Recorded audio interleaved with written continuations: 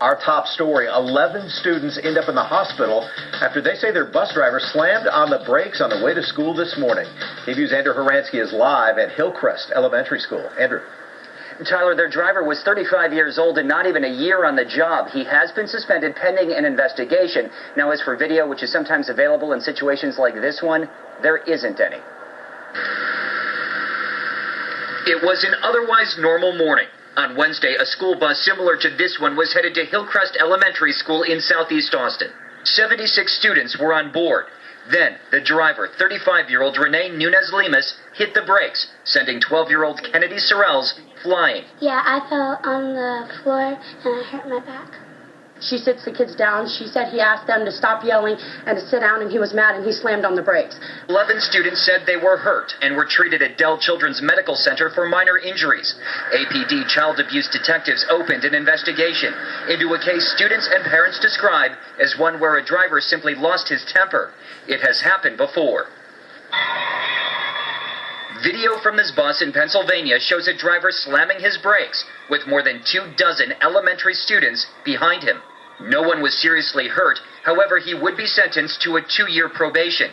Meantime, students have seen other drivers slam their brakes to maintain order too. 14-year-old Ernest Arocha says he hit his head last year when a driver in AISD lost her patience over students who refused to sit where they were told.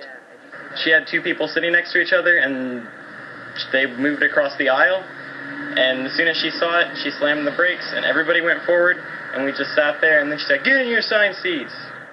Arocha says he now takes a city bus to school because of what he went through. I mean, first off, it doesn't work. Second off, it's not ethical. Not only were there no seatbelts on the bus headed to Hillcrest Wednesday, there were no cameras. Del Valle officials say the driver was using a backup bus, which wasn't equipped with video. The truest picture of what really happened now comes from those who were there.